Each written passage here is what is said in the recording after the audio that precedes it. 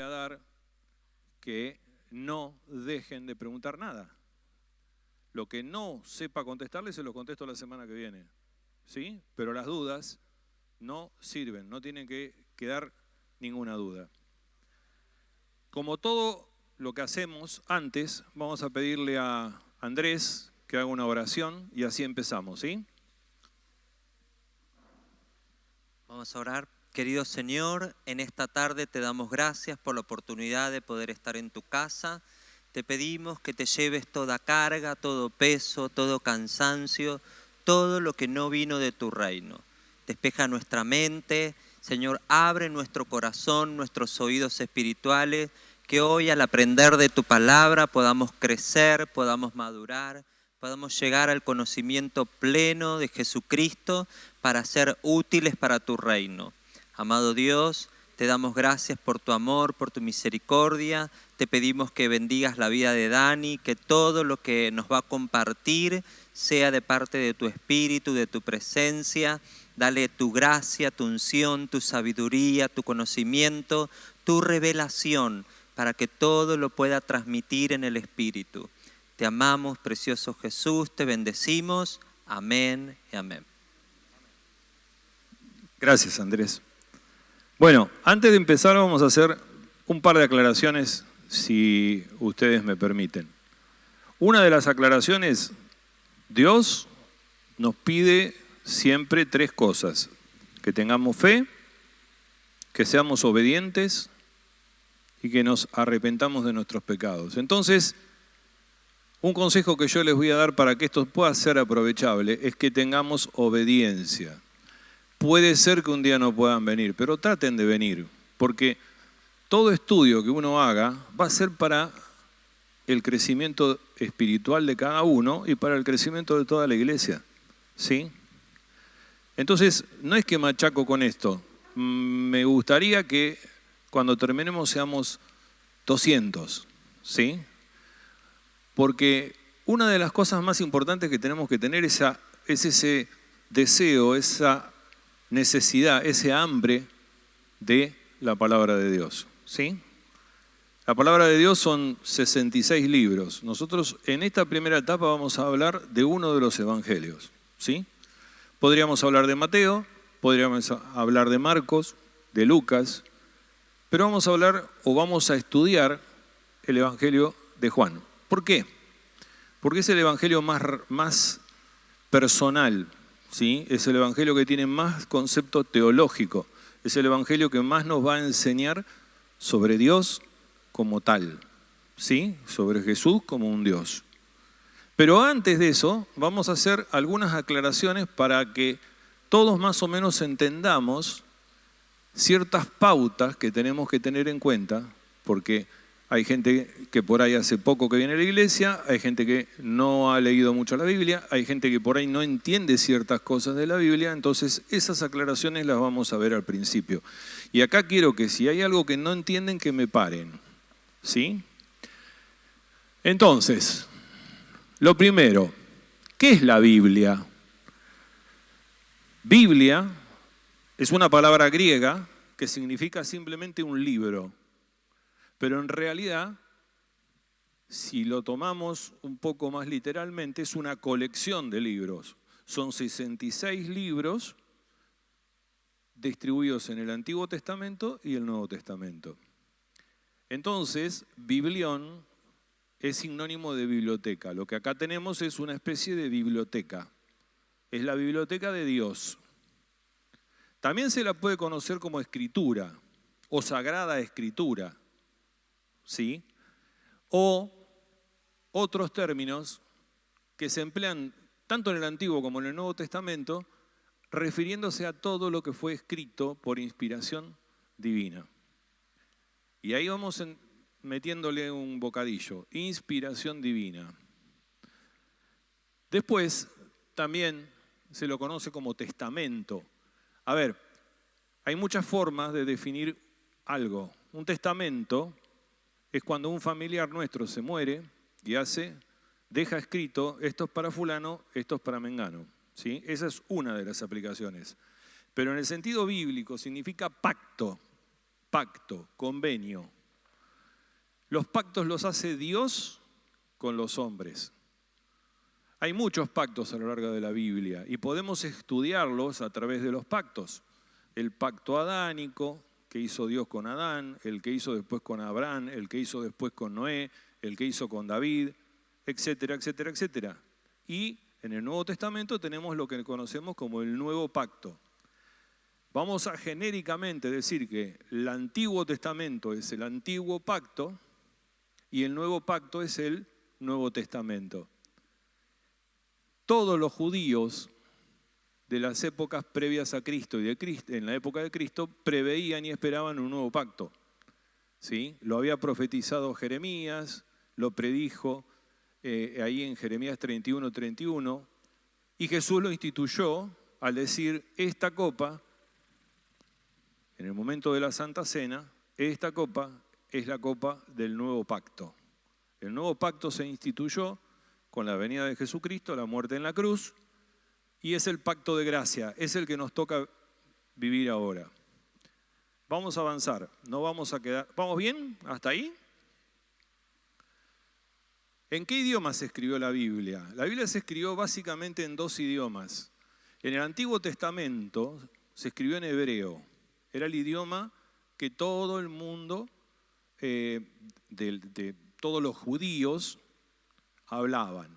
Y hay ciertos pasajes de Daniel, por ejemplo, creo que hay algunos pasajes de Jeremías que están escritos en arameo, que se llamaba lengua franca, porque era como un dialecto de ciertas zonas de Oriente, ¿no?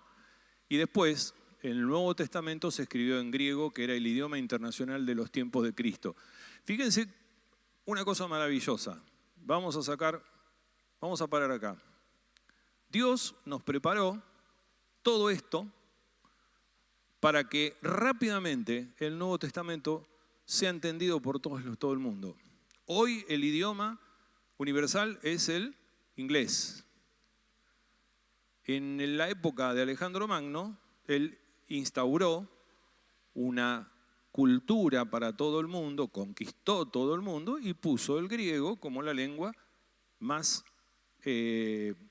universal.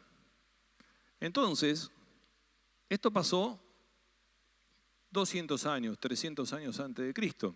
Cuando llega Cristo, la forma de escribir era en griego. Y ese griego fácilmente podía llegar a un país muy lejano que había sido parte del Imperio Greco-Romano. ¿Por qué Greco-Romano? Porque los romanos son como los ladrones. Agarraron lo que quedaba y dijeron: esto lo dejo así, y por ahí le agrego alguna cosa. O sea que más o menos siguieron la misma. El idioma griego se mantuvo durante muchísimo tiempo. Entonces, el Nuevo Testamento rápidamente empezó a circular con mucha facilidad. ¿Qué es una presuposición? A ver, yo me supongo que ella es rubia. Lo supongo porque lo veo. Pero una presuposición es algo que antes de empezar me lo estoy planteando para poder llegar a una cosa más sencilla, ¿sí? A una conformidad, a decir: esto es real. Entonces las presuposiciones que tenemos de la Biblia es: la primera es una presuposición básica. ¿Por qué básica? Porque la Biblia es verídica e inspirada por Dios. Y eso no lo podemos saber nada más que los que tenemos fe. ¿Sí? Para los que no tienen fe, la Biblia es locura. No la van a entender nunca. ¿Sí? Una cosa les voy a decir. Mañana o pasado se va a hacer un grupo de difusión donde el PDF lo van a tener todos. ¿Está? En la presentación lo van a tener todos. Así que tomen nota lo que quieran, pero no se gasten en sacarle fotos porque lo van a tener ustedes. ¿Estamos? Esto es de ustedes. Es de la iglesia, pero es de ustedes. Porque ustedes son la iglesia. El cuerpo de Cristo son ustedes. La presuposición interpretativa dice que si la fuente es sana, o sea, si yo sé que el papiro que encontré es sano, entonces necesitaríamos entender cada una de las partes de ese papiro, de ese texto, y para eso necesitamos una exégesis. Exégesis, ¿a qué suena? A sacar. Agarrar una frase y empezar a sacar una palabra, otra palabra, otra palabra. La exégesis es una parte de otra palabra que se llama hermenéutica, que es una disciplina dentro de la teología. No me importa que se acuerden el nombre. Esto es para que entiendan que para hacer una interpretación correcta tenemos que hacer una hermenéutica. Tenemos que ver el texto en el contexto en que está escrito, en qué momento, qué pasaba antes, qué pasaba después, contexto anterior, contexto posterior. Tenemos que interpretarlo. También tenemos que ver bien qué es lo que, con eso vamos a ver bien qué es lo que Dios nos quiso comunicar. Porque Dios nunca va a comunicar algo que oscurece nuestra mente y nuestro corazón. Si tenemos fe, de alguna manera nos va a estar comunicando verdad. Nos va a estar comunicando, como dice ahí, luz, no oscuridad. ¿Sí? Hay reglas interpretativas y también hay reglas en la Escritura. ¿Sí? Pero tengamos en cuenta lo siguiente. ¿Cuál es nuestra prioridad? Nuestra prioridad no es el Antiguo Testamento, sino el Nuevo. A ver, el Evangelio es todo uno, pero la prioridad es el Nuevo Testamento, porque el Nuevo Testamento es nacimiento, la vida, la obra de Jesucristo, la teología de Pablo y las cartas que escribieron los apóstoles. ¿Qué es todo eso? Como dice ahí, es la fuente de doctrina y el Antiguo Testamento fue una revelación parcial y preparatoria. A ver, para que ustedes me entiendan, este es Cristo, la cruz. No se aparece mucho, pero vamos a suponerlo. Este es el Génesis. Y el sol me da de allá. ¿Qué va a pasar? Eso se va a hacer una sombra hasta acá. Cristo se manifiesta y se muestra como una sombra a lo largo de todo el Antiguo Testamento. Yo voy a leer esto que está acá, Josué, y voy a ver a Cristo en Josué. Voy a leer Primera de Reyes, Segunda de Reyes y voy a ver a Cristo en ese lugar. Porque todo esto, que es el Antiguo Testamento, me estaba anunciando a Cristo. Quiere decir que la Biblia es cristocéntrica. Ejemplo, cuando el pueblo judío estaba en Egipto, después de cuando iba a venir la última plaga, el ángel oscuro, el ángel de la muerte iba a pasar y se iba a llevar a todos los primogénitos, o sea, todos los primeros hijos de animales, hombres y demás. Hasta la primogénita cucaracha iba a morir.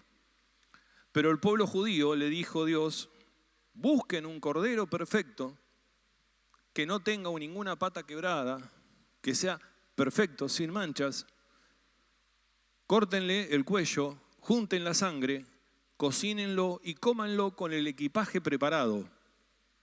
Y con la sangre pinten el umbral de la casa. Así el ángel no va a pasar por su casa, no va a matar a ningún primogénito. Y tengan el equipaje preparado porque en ese momento van a ser libres y van a tener que salir. ¿Quién es el Cordero Perfecto?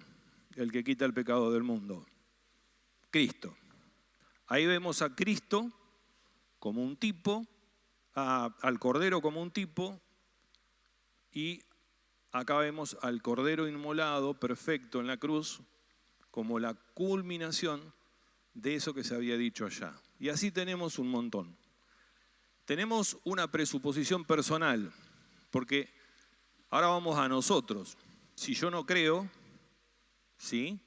Si no tengo fe, de nada sirve que yo estudie la Biblia. Para mí va a ser como chino. Tengo que pensar, tengo que tratar de entender, de ordenar lo que voy a estudiar y después también de evaluar lo que yo veo. ¿Sí? ¿Por qué me dice esto? Tengo que depender del Espíritu Santo, es fundamental, porque si yo uso mi cabeza, pero no uso el Espíritu Santo, tampoco de nada sirve. El teólogo usa la cabeza, ¿sí? El teólogo lee, comprende. ¿Pero por qué? Porque antes de ser teólogo es creyente. Si no somos creyentes, no sirve. Tenemos que adorar, ¿sí? Cuando nosotros estudiamos la Biblia, estamos adorando a nuestro Rey, porque la palabra de Dios es la Biblia. Cuando alguien te dice, no lo escucho a Dios, ¿y cuánto hace que no abrís la Biblia? Porque ahí está lo que te tiene que decir Dios. No va a venir alguien a decirte algo al oído o vas a sentir un susurro. Por ahí sí, porque por ahí tenés ese don. Pero vos tenés que abrir la Biblia. ¿Sí? No hagas como la esposa que se enoja con el marido porque habían invitado a comer al pastor, que el pastor vino, comió, se terminó, se fue y la señora se pone a limpiar y le faltaba una cucharita de postre. Y quedó enojadísima. A los 3 meses lo invitan de nuevo y lo encaró. Pastor, usted se llevó la cucharita de postre. ¿Por qué me decís eso? Porque usted se llevó la cucharita de postre. Entonces el pastor se levanta, va a la biblioteca, abre la Biblia de la mujer, le dice, acá está la cucharita de postre. Hace 3 meses que no abrís la Biblia. Dice Josué 1, 7 y 8, que no tengas miedo y que este libro de la ley medites de día y de noche para que todo sea perfecto en tu andar. ¿Sí? O sea que adorar es la experiencia que cambia, convence de culpas, errores, ensancha, reta y finalmente nos lleva a una profundidad de adoración cada vez mayor. Amén.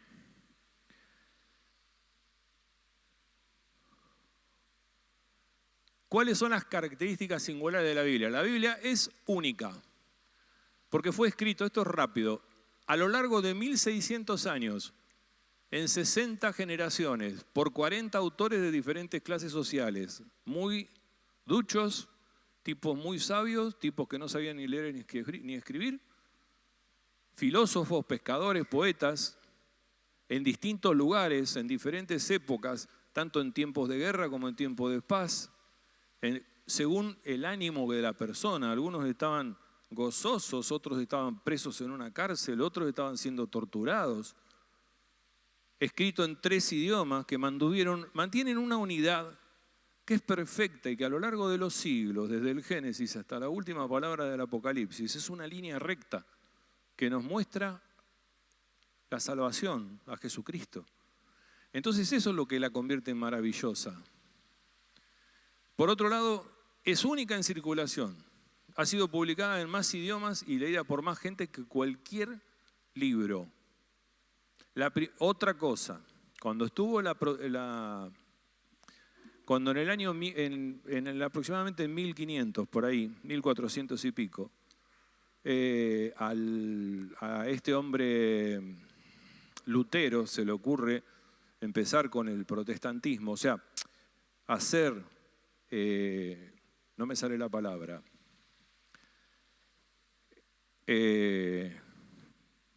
separarse de la Iglesia Católica. En ese momento, Dios es pero tan preciso, que en ese momento que Él se decidió a traducir la Biblia, aparece la imprenta. Gutenberg, 1455. Fíjense cómo Dios va preparando las cosas. Si no hubiera estado la imprenta, por más que la tradujo, ¿cómo llegaba a los demás? Pero empezaron a imprimir y por más que las quemaban y las perseguían, salían millones. Dios es tan perfecto que hasta eso preparó. Única en su traducción. La Biblia fue el primer libro que se tradujo. El primer libro que se tradujo en el mundo. En el año 250 a.C. se hizo la versión Septuaginta, que era traducida desde el hebreo, ¿sí?, al griego. ¿Por qué se llamaba Septuaginta? Porque juntaron a 70 teólogos, los sentaron y tradúzcanla. ¿Por qué la querían en griego? Porque tenía que llegar el momento en que todos pudieran entenderla y no el arameo y el hebreo. Son hechos que Dios prepara a lo largo de la vida y que uno a veces pasan desapercibidos. Ha sido traducida, vuelta a traducir. Hay aproximadamente 3.000 traducciones en dialectos. Hay 2.500 que están en este momento haciéndose. La idea de las sociedades bíblicas internacionales es que llegue a todos los idiomas y dialectos del mundo. Hay un video que es hermoso y lo pueden buscar en internet, de una tribu en el medio de la selva y que llega el primer cargamento de Biblias traducidos en su idioma y la alegría que tienen esas personas y el llanto que tienen y el gozo que tienen por poder leer la Biblia en su idioma. Y nosotros la tenemos y muchas veces no le damos bolilla. Es única en su supervivencia porque fue escrita primero de manera muy rudimentaria en elementos que eran de piedra, luego fue pasada a otros elementos, pero además fue atacada, quemada, destruida, prohibida. Los emperadores romanos, el comunismo, el islam, todos se querían deshacer de la Biblia, pero todavía está, porque es la palabra de Dios. Y supervisó, también sufrió ataques y críticas y burlas, escepticismos, ¿sí? Pero día a día, cada vez más gente cree en ella y la aman. Y es más, está llamando mucho la atención que muchos jóvenes sin conocimiento, sin nada en el mundo, van a comprar una Biblia, porque están buscando algo y como lo buscaron en todo, lo van a buscar en la Biblia. Es única en sus enseñanzas, primero porque es profecía, es historia y hay grandes personalidades. Profecía acerca de pueblos, personas, ciudades, de la venida del Mesías, profecías que se fueron cumpliendo de una manera perfecta. Historia, el Antiguo Testamento es un escrito totalmente histórico y es el más antiguo del mundo. El Pentateuco, los primeros 5 libros de la Biblia, es el primer libro de historia del mundo y el más preciso. Después está la historia de los reyes de Israel y está escrita perfectamente bien.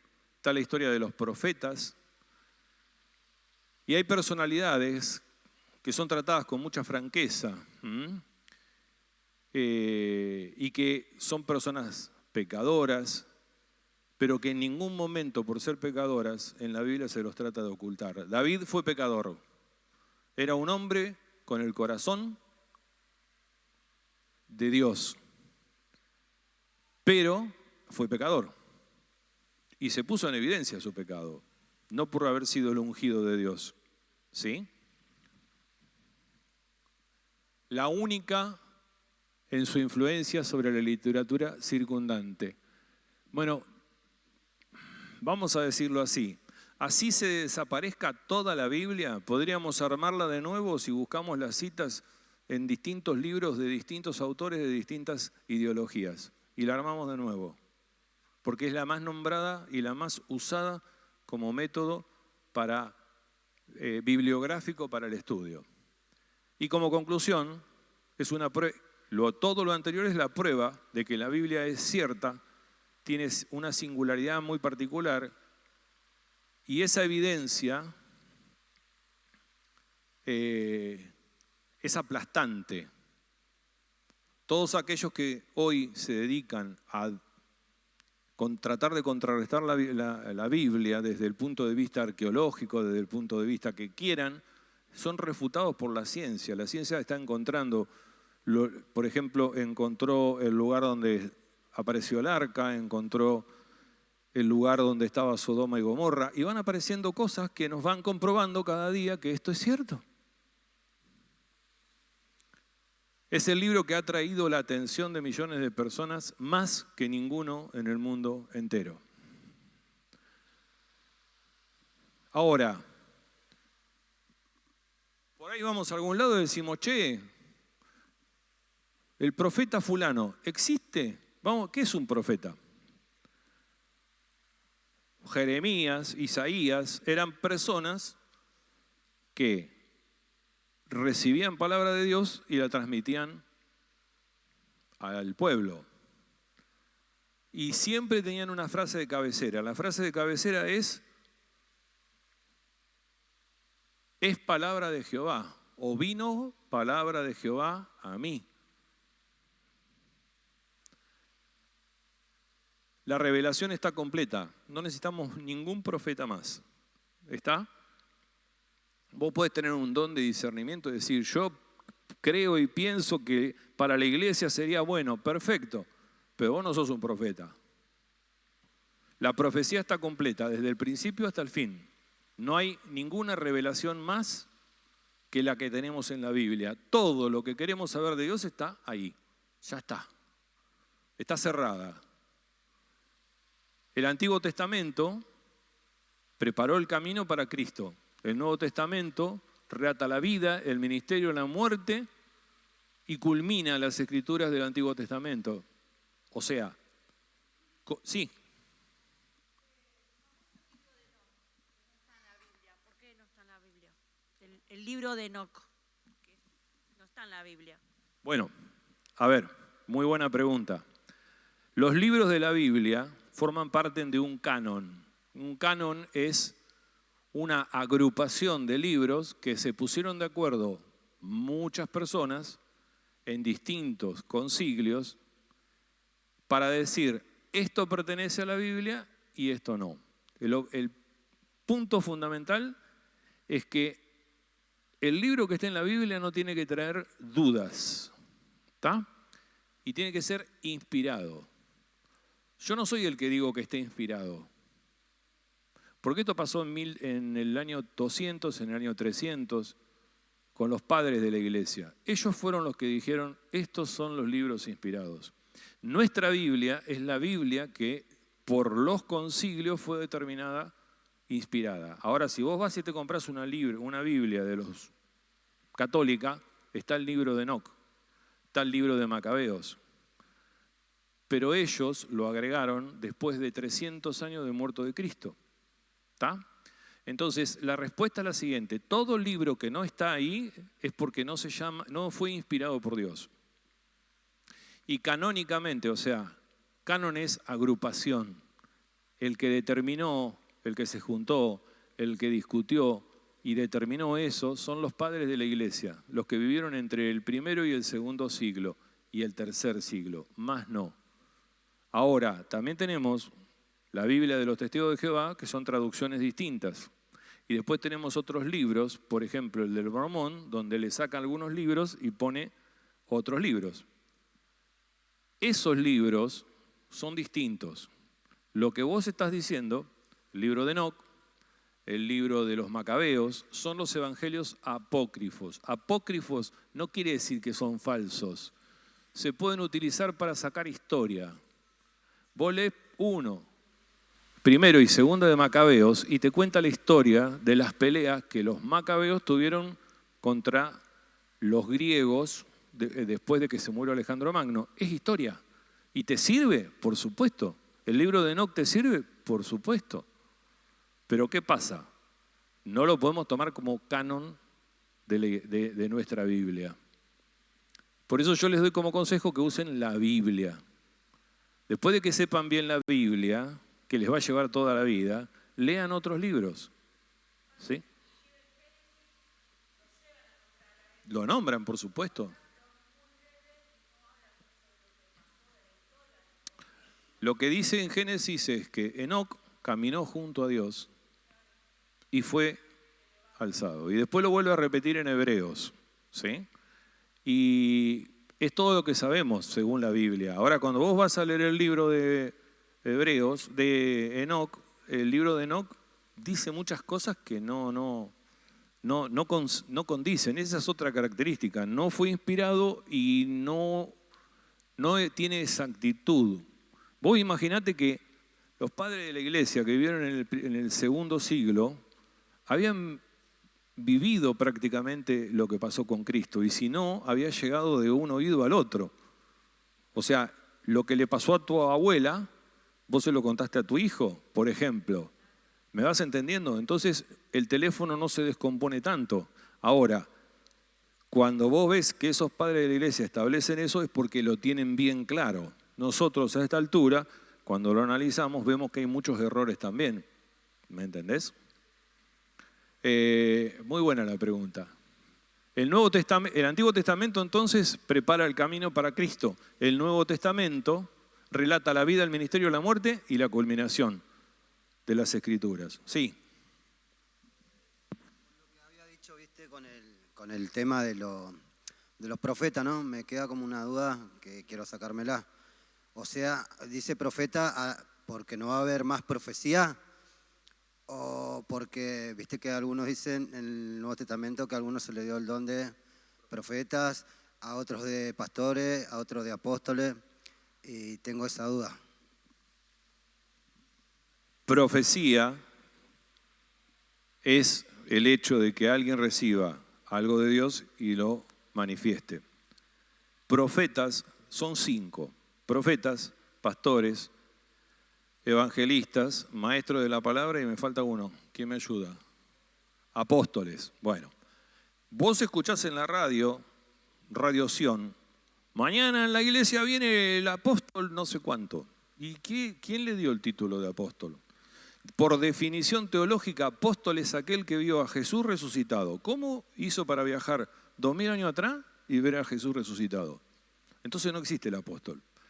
El profeta y el apóstol están perimidos, están sacados del contexto actual, pero sí eran para ese tiempo.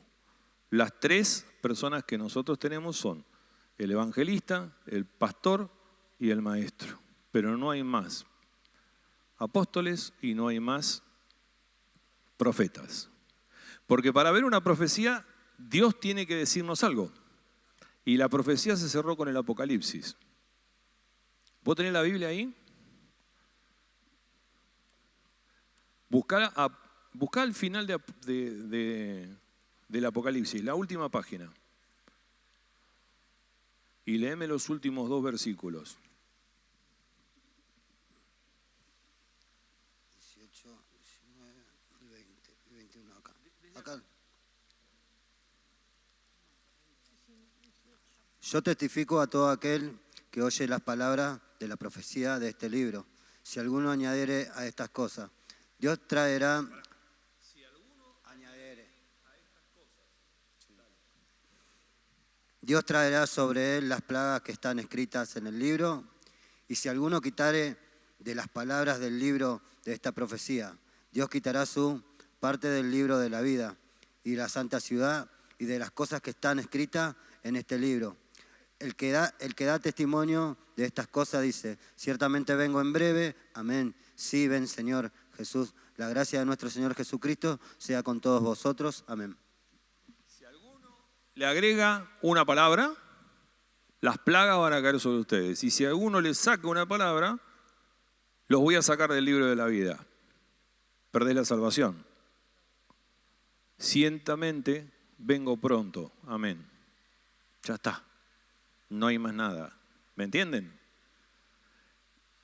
Obviamente que por ahí viene Norma y te dice: mirá, tenés que hacer, no sé, ¿te acordás cuando pasó un día que vos estabas hablando con alguien y yo paso por al lado? Digo, tenés que ponerle fuego al altar, y la tipa se quedó mirándome. No sé de dónde salió. Eso es una cosa que nos puede pasar. ¿Está? Por ahí viene un hermano y te dice 2 palabras y vos te quedás aleteando así, pero no son profecías. Son cosas que salen de Dios y que usa a esa persona para que te digan. Pero no es una profecía. Son como mensajes de aliento, sí. Exacto, son mensajes de aliento. Espirituales, por supuesto, porque tienen que ver con el Espíritu Santo que mora dentro nuestro. Dios mora dentro nuestro. Fíjese lo que dice ahí: la revelación de Dios llegó a su máxima expresión en la persona y en la obra de Jesucristo. Efesios dice: en estos postreros días, nos ha hablado el Hijo, a quien constituyó heredero de todo, el cual siendo el resplandor de su gloria, la imagen misma de su sustancia. Jesucristo se vino a mostrar como Dios. El Padre...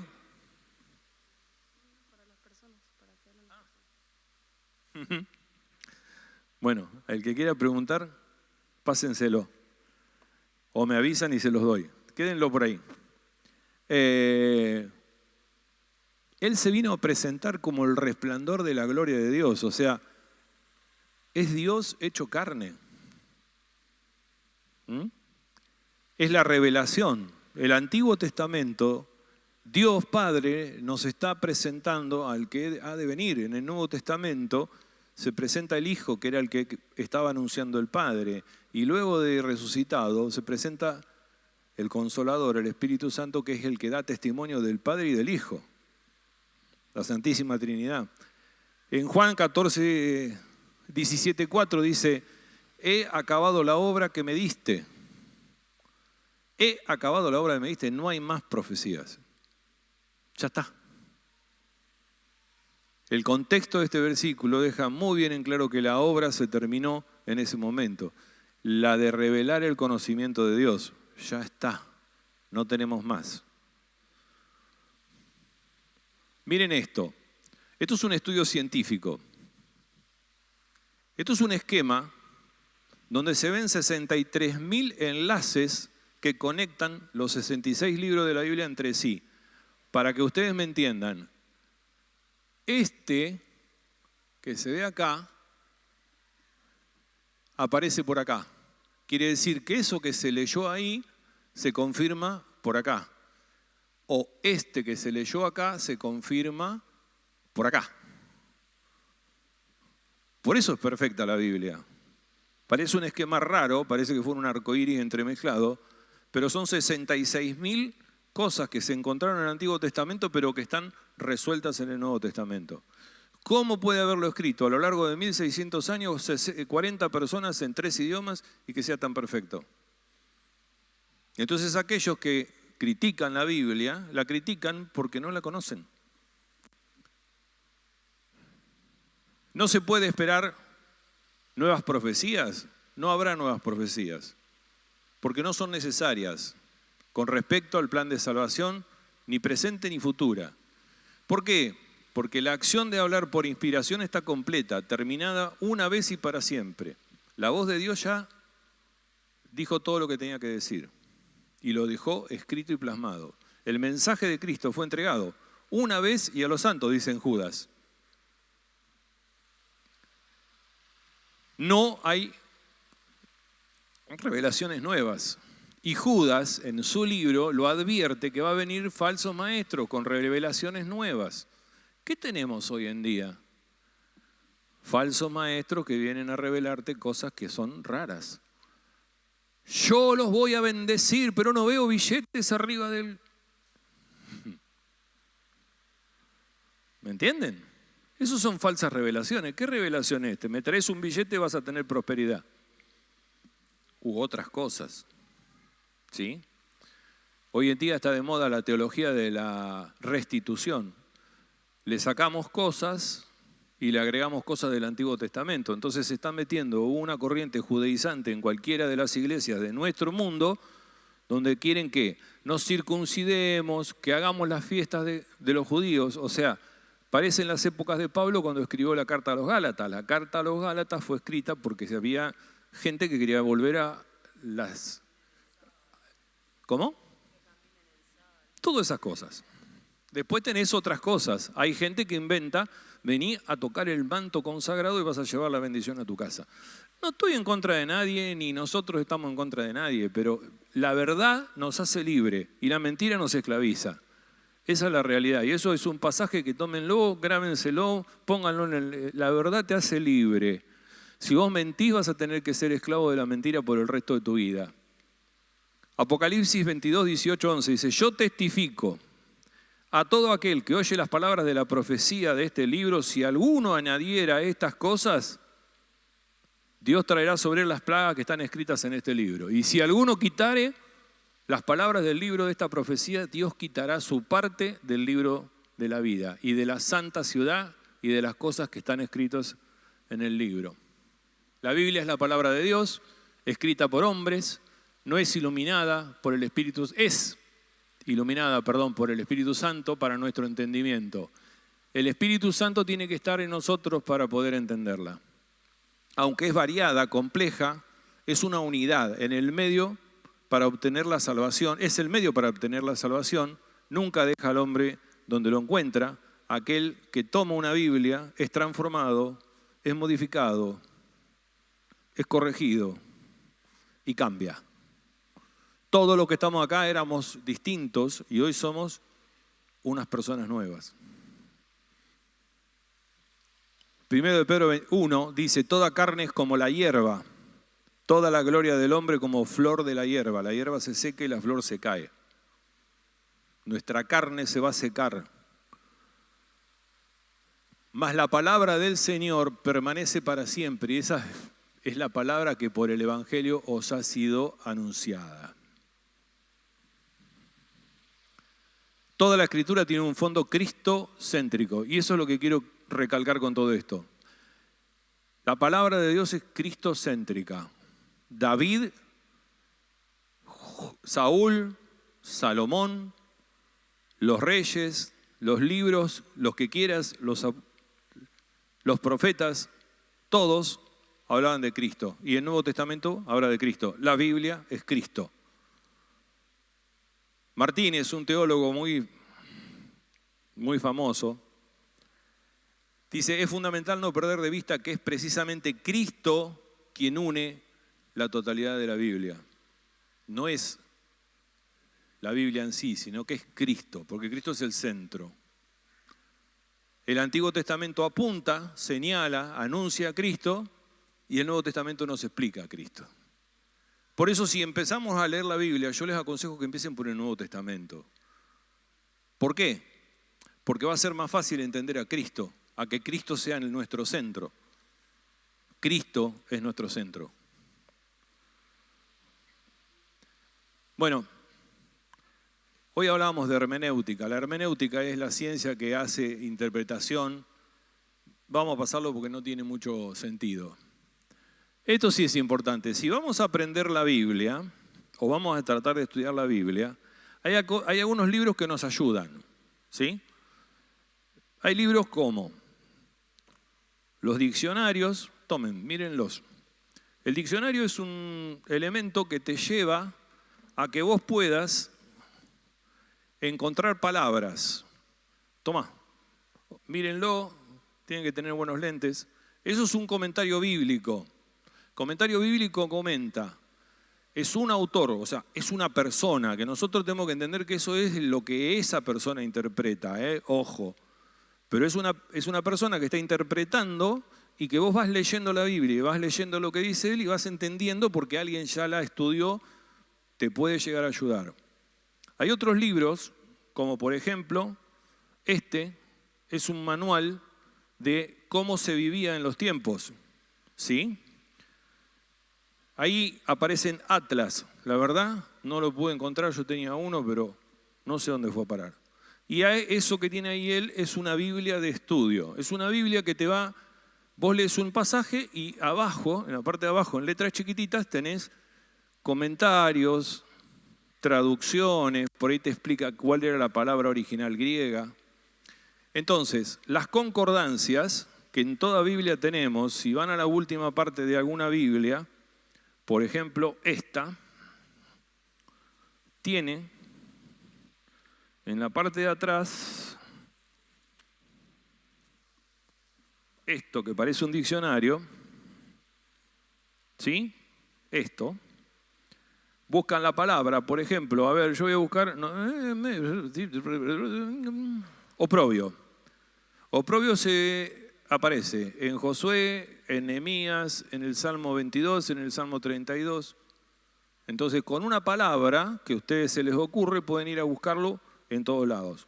Hay libros que son grandotes como ese, que está por ahí dando vuelta, que es así, que es la concordancia de Strong, la más grande, que tenés que ponerte 2 lupas para poder verla, pero que es tremendo. De una palabra encontrás todo. Los diccionarios, no solamente hay diccionarios que nos marcan la definición de una palabra, sino el uso, el origen griego o el origen hebreo de las palabras. Los atlas y los manuales también son importantes, los comentarios o las Biblias de estudio, como les dije. Los nombres no importa, eso es una elección. ¿Cómo se interpreta la Biblia? Esto es importantísimo.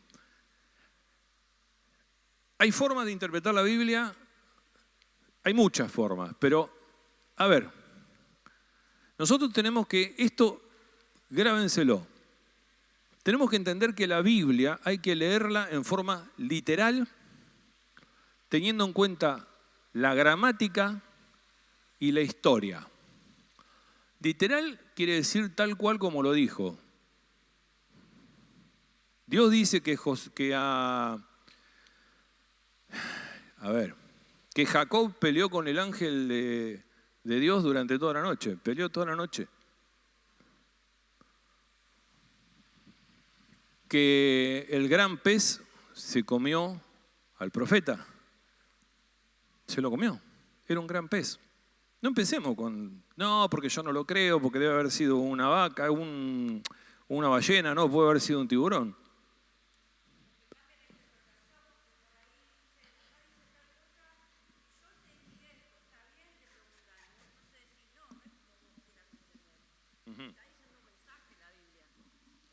O sea, si yo voy a leer la Biblia y aprender lo que me dice ahí, no tengo que entender lo que yo quiero, tengo que aprender lo que está diciendo ahí. Lo importante es el mensaje, pero literal quiere decir tratando de que lo que leemos es lo que dice Dios, hasta dónde se puede. Hay lugares y puntos donde parece que queda muy raro y hasta ahí llegamos. Entonces ahí empezamos a buscar qué dicen otros. ¿Está? Por ejemplo, cortito, hay una parte donde dice, si te pegan en una mejilla, poné la otra mejilla, ¿no? Bueno, en las palabras originales, si te pegan en una mejilla, era porque cuando te pegaban en una mejilla, te pegaban de esta manera, con el revés. Entonces poné la otra mejilla para que realmente sea una cachetada. Esa puede ser una interpretación. Pero hay una interpretación en el original que dice, si la traducís, si te deshonran o quieren deshonrarte, dale la espalda y no permita que te deshonran. Entonces, la interpretación es cualquier cosa diferente a lo que ya estamos hilando muy profundo, ¿sí? Pero esto es como ser buceador. Primero tenés que ponerte un cosito y andar mirando en superficie con el oxígeno, después tenés que hacer un curso más profundo, después tenés que ir un poco más profundo y después llegás al fondo. ¿Estamos? Entonces, literal quiere decir tal cual como está.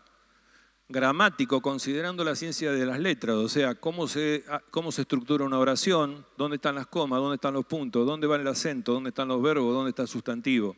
Histórico, tomando en cuenta el contexto en el que está escrito. No es lo mismo Josué 1:7, si lo pusiéramos 5 libros más adelante no va a tener nada que ver. Entonces en ese momento Dios tenía que fortalecer a Josué y decirle, listo, mi siervo Moisés ya está, se murió, no sigas llorando, ponete las pilas porque tenés que hacer vos tenés que cumplir tu propósito. Eso le quiere decir. Ahora, si eso lo ponemos en otro lugar, no tiene nada que ver. Entonces, miremos el contexto histórico de cada cosa. ¿Sí? Un texto fuera de contexto se convierte en pretexto. Esto es un viejo dicho que es así. Si yo agarro un pasaje y digo, Cristo lloró, es el pasaje más corto de la Biblia, ¿sí? Jesús lloró, así es. Pero lo agarro así solo y digo, por ahí me pongo a analizar y porque se le habían pisado el dedo, porque tenía miedo. Pero para saber por qué lloró tenés que leer lo que pasó antes y lo que pasó después. Entonces, un texto fuera de su contexto anterior y posterior no sirve. ¿Sí? Miren esto. Algunas veces me preguntan, che, ¿qué Biblia me compro? Buenas noches, ¿cómo le va? Todas las que están marcadas con X, con una X roja, para que ustedes me entiendan, todas esas se las consideran alegóricas. No, ahí no va a andar esto. Bueno, alegóricas. ¿Qué quiere decir alegóricas? ¿Qué es una alegoría? Para decir una cosa yo la puedo decir de dos maneras. Él tiene barba. O puedo decir, este hermoso chico se ha dejado pelos en la punta de su pera. Lo estoy convirtiendo en un verso, le estoy metiendo condimentos. Entonces, la palabra de Dios, más acercada a la perfecta traducción, son las que no tienen la cruz. Ahora, si vos te vas a leer la NBI, vos decís, pero ¿es alegórica? Sí, cambiale la palabra y vas a ver que sí. Si vos vas a leer la NTV, es más fácil de entender. Pero fíjense, el mismo texto cambia. NBI dice, el temor del Señor es el principio del conocimiento. Los necios desprecian la sabiduría y la disciplina. Reina Valera 1960. El principio de la sabiduría es el temor de Jehová. Los insensatos desprecian la sabiduría. Nada que ver. Entonces, lo que más se acerque a la perfección de la traducción es lo que tenemos que tratar de usar. Porque la palabra que cambia de uno al otro, cambian totalmente el significado. ¿Sí? Entonces, compran la que quieren. Pero entiendan que algunas le agregan un poquito más. ¿Sí? Le ponemos un poco de sal, le ponemos un poquito de pimienta, para que parezca más linda y que sería la más fácil. El Evangelio de Juan, por fin llegamos. Esta es una imagen de principio del siglo XIV, de una obra que tiene el título Juan el Apóstol apoyado en el pecho de Cristo. Juan, el apóstol amado, el que lo acompañó hasta el final a Jesús. Hoy vamos a terminar con la introducción al Evangelio de Juan. Y les voy a pedir que para la semana que viene me lean, Maestro Ciruela, traten de leer el primer capítulo. Traten de agarrar y anotar qué es lo que no entienden y qué es lo que entienden. ¿Sí? Cuando habla del verbo se hizo carne, ¿tá? Cuando habla del logos, anoten, porque aprendemos no leyendo solamente, sino también intercambiando. Juan. Cuando uno quiere saber quién escribió un libro, hay evidencias externas e internas. Externas son de personas que no son cristianas y que hablan de Juan. Y internas son las que dice en la propia Biblia. Entonces, Juan, como tal, no se nombra a sí mismo en el Evangelio. En ningún momento se nombra a sí mismo como Juan, sino que se nombra como el discípulo amado. La evidencia externa es la tradición de la iglesia primitiva, los que hicieron lo que estábamos hablando hoy, los que hicieron y prepararon los principios que después llevaron al canon de la Biblia. Irineo, discípulo de Policarpo, fíjense que uno va siendo cada vez más, es como que fuera al revés, ¿no? Un discípulo de Juan era Policarpo, que a su vez tuvo un discípulo que se llamaba Irineo, que vivió hasta el año 200 después de Cristo. Quiere decir que estas personas nombraban a Jesús externamente, a Juan externamente. Ellos son los que dijeron y testificaron que Juan lo escribió en la ciudad de Éfeso, ya de una edad avanzada. También Clemente de Alejandría, en el año 215, en 350, escribió que Juan, conociendo los evangelios, guiado por el Espíritu Santo, escribió su evangelio. Dice Juan, San Juan y primera de San Juan y segunda de San Juan. Sí, Juan escribió el evangelio, las cartas y el Apocalipsis. Nosotros vamos a leer el Evangelio. Las cartas que él escribió son 3. Y después tenés el Apocalipsis. Ya anciano, preso en la isla de Patmos, recibe la revelación de Jesucristo final y la escribe y la desarrolla, ¿sí?, en ese libro. Pero nosotros vamos a ver el Evangelio. San Juan, te explico y les explico a todos. La Biblia, el Nuevo Testamento, está dividido en tipos de libros. Tenemos 4 libros que son históricos, que son los Evangelios, donde cada uno escribe lo que él vio y vivió de Jesucristo. Uno lo vivió, Mateo. El otro, Juan, lo vivió. Lucas no lo vivió. Lo escuchó, lo analizó, lo estudió, sacó distintas fuentes y lo escribió. Y Marcos era el discípulo de Pedro, o sea que tampoco fue uno de los que vio a Jesucristo o vivió con Jesucristo, sino que es lo que Pedro le contó. Ahora, los 2 que realmente vivieron fueron Mateo y Juan.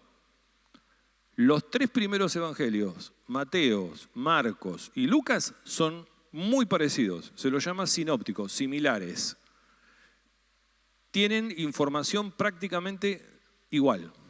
Cambian unas palabras, se agregan muy pocas cosas nuevas, pero Juan, el 92% del libro de Juan no está en los otros. Son historias que no están en los otros.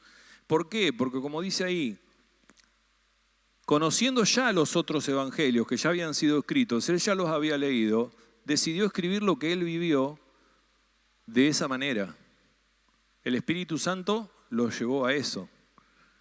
Y la evidencia interna es, Mateos, Marcos y Lucas lo nombran 20 veces a Juan. Juan era uno de los apóstoles. Juan prefiere en su evangelio llamarse el discípulo al cual Jesús amaba. Y no se nombra, no se presenta, porque él no quiere ser el centro, sino que para él el centro es Jesús. ¿Estamos? Eso nos dice mucho más que lo que Juan quería hacer era mostrar a Dios. El escritor, según lo que podemos entender, era judío, con un perfecto conocimiento del Antiguo Testamento. Ahí hay ciertos pasajes bíblicos que cuando tengan el PDF, si quieren, léanlos, no vamos a leer que todos. Fue un judío que vivió en la tierra de Israel y conocía muy bien la geografía, porque habla mucho de los lugares donde estuvieron. Fue uno de los 12, tenía una estrecha relación con Pedro, ¿sí? Sabe lo que sintieron, lo que dijeron en el grupo de los 12, y a pesar de nombrar casi todos los discípulos, no se nombra a Juan ni a su hermano Santiago. Probablemente Juan y Santiago eran hijos de esa persona que dice ahí. Me perdí. Bueno, no dice el nombre, no lo puse. Eran hijos de una mujer que era, a su vez, hermana de María. Por lo tanto, deben haber sido primos de Jesucristo. ¿Sí? Y probablemente se hayan criado bastante juntos. ¿Cómo? ¿Cómo? No, Juan Bautista también era pariente de Jesús, pero no era primo. Sara y Zacarías no eran tíos. ¿Sí? Era una tía lejana, tenía como 90 años. Pero Juan y Santiago, Zebedeo, los hijos de Zebedeo, Juan y Santiago eran primos hermanos de Jesús. Además, el evangelio que lleva su nombre escribió también 3 cartas, como decíamos, las 3 cartas de Juan y el Apocalipsis. A Juan y a Santiago Jesús los llamaba hijos del trueno. ¿Saben por qué? Porque eran reaplacados, pero cuando se sacaban, ¿viste cómo esas personas son re tranquilas, pero que de golpe son carácter? Bueno, así eran ellos, ¿sí? Entonces el sobrenombre que les puso Jesús es hijo del trueno. Eran mucho más jóvenes que Jesús. Aparentemente nacieron los dos en Betsaida. Zebedeo, Salomé, ahí está, Salomé es la hermana de Zebedeo, era el padre, Salomé, la madre, y tenía un hermano menor que se llamaba Santiago. Salomé era hermana de María, la madre del Señor, eran primos. Evidentemente pertenecían a una familia acomodada, porque tenían sirvientes. Ellos eran pescadores, tenían una empresa de pesca, ¿sí? Su madre ayudó mucho a sostener el ministerio de Jesucristo, ¿sí? Y a toda la comitiva que lo acompañaba. Estaba personalmente familiarizado con el sumo sacerdote, quien siempre era elegido de la parte alta, o sea, de la alta sociedad, o sea que aparentemente por los datos que se tienen pertenecía a la alta sociedad. El ambiente hogareño era Galilea, ¿sí?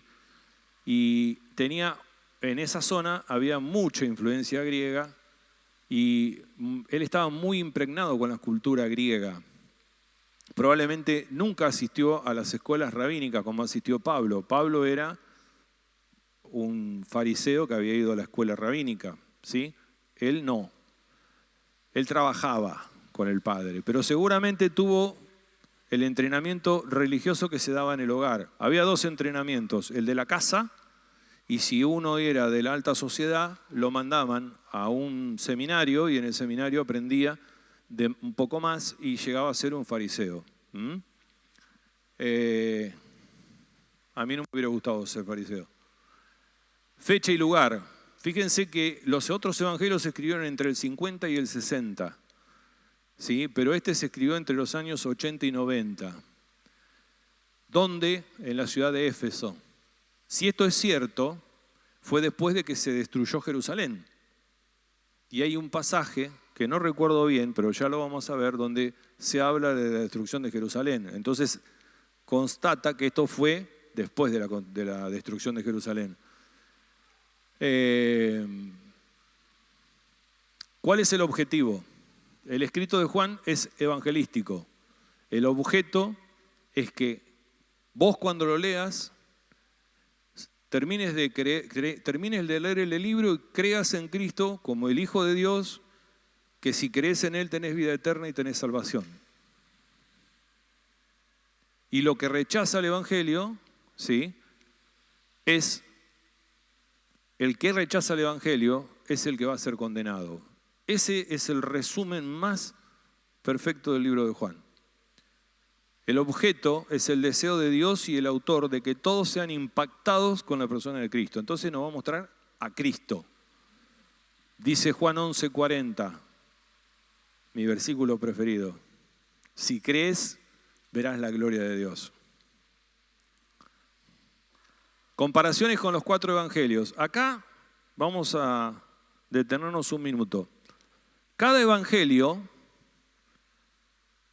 tiene una forma de presentar a Jesús. Mateo, recaudador de impuestos, judío hecho y derecho, lo presenta, por más que era de esos publicanos que no los quería nadie, o sea, al publicano era un judío que ayudaba a los romanos a sacarle plata, a cobrar, pero lo presenta como rey. Y fue escrito ¿para quién? Para los judíos.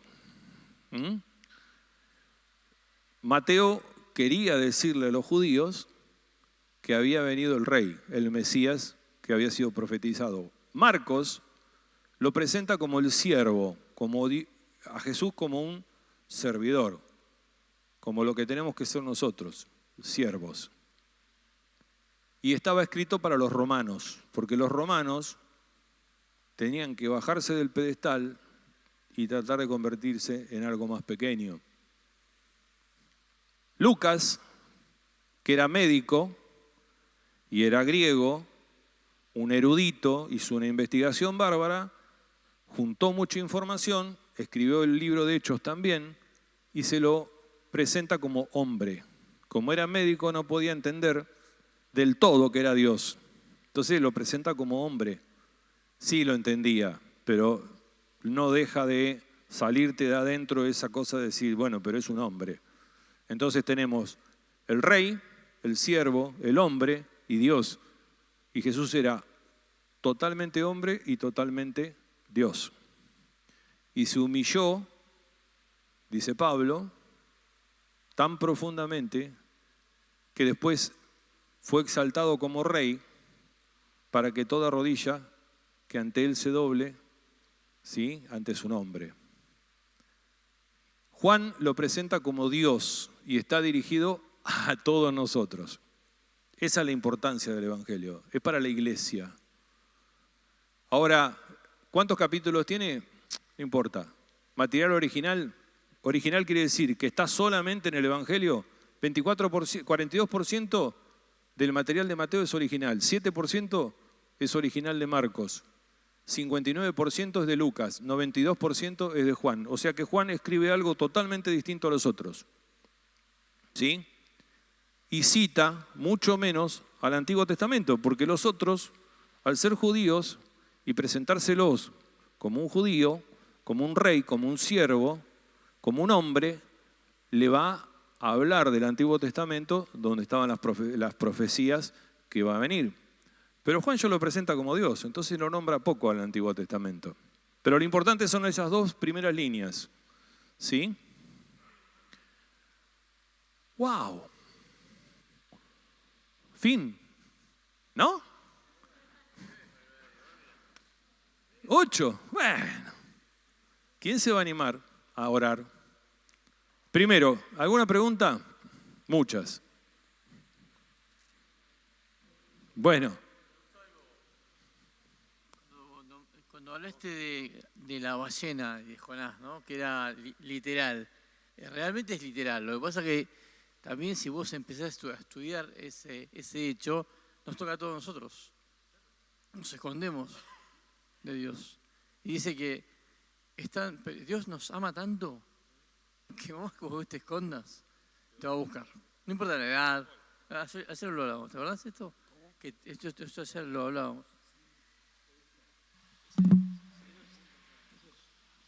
Hola. Anda. Me levantaste el volumen.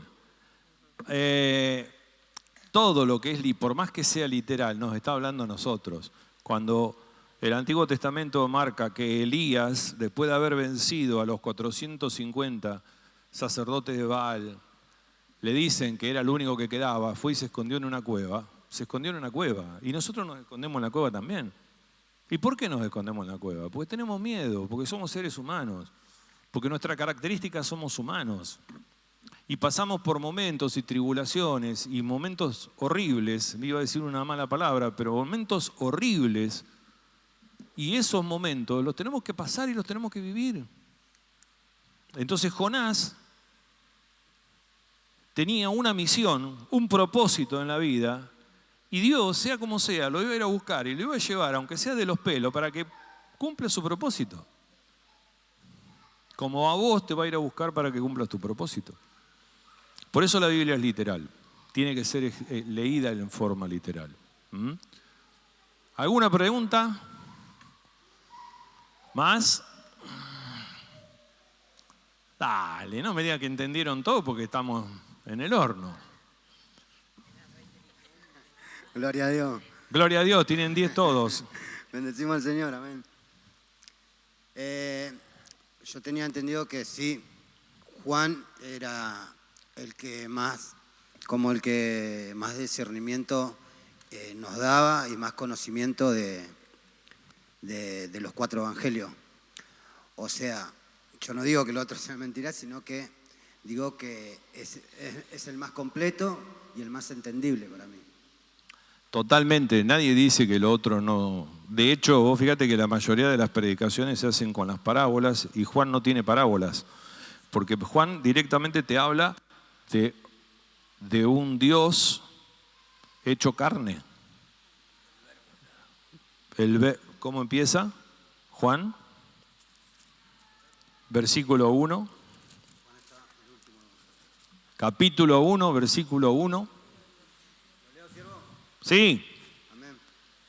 En el principio era el verbo, y el verbo era con Dios, y el verbo era Dios. Bueno, ¿sabés qué verbo traducido es logos? El logos. Logos es una palabra que es la verdad, la sabiduría. También podemos decir que el verbo es amor, porque Jesús es amor, desde el principio. Y si vamos a Pablo, Pablo entremezcla todo y nos termina diciendo que el amor es servicial, el amor es esto, que el amor es aquello. Pero va a llegar un momento que se va a terminar las profecías, se van a terminar las ciencias, pero lo que va a prevalecer es el amor. Porque cuando se termine el mundo, cuando nosotros no estemos más, vamos a estar con Él, con el amor.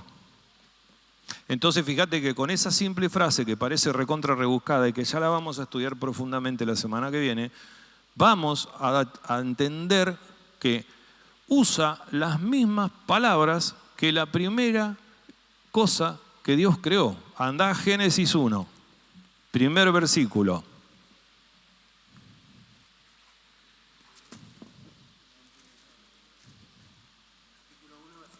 Capítulo 1, versículo 1.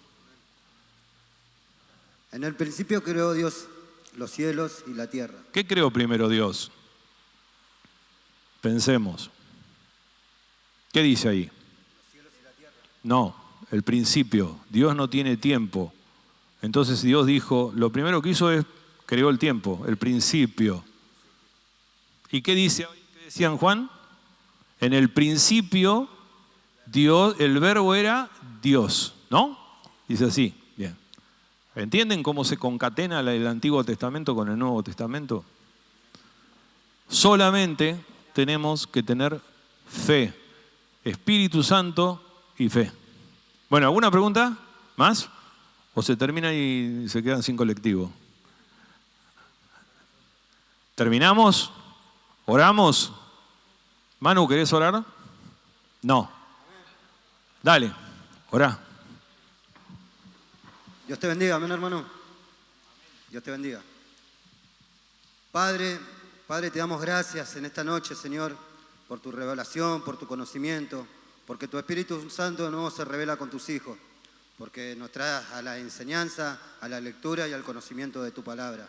Somos más que bendecidos, estamos más que en victoria, Señor. Bendecimos la vida de tu siervo, cual ha traído tu palabra, inspirado por tu Espíritu. Bendigo la vida de mis hermanos que están en este lugar. Bendigo la vida de sus vueltas, sus hogares. Bendigo a cada persona en este lugar, en el nombre poderoso de Jesús. En esta noche tu palabra nos enseña que el ángel de Jehová acampa en los que lo temen y ellos lo obedecen. Entonces, Señor, te encomendamos cada vida, cada hogar, cada familia, cada persona que no te conoce, Señor. En esta noche entregamos Señor, la enseñanza que tú nos has dado, este estudio bíblico en tus manos y entregamos nuestra vida hacia ti en el nombre del Padre, del Hijo, del Espíritu Santo. Amén. Amén. Gracias.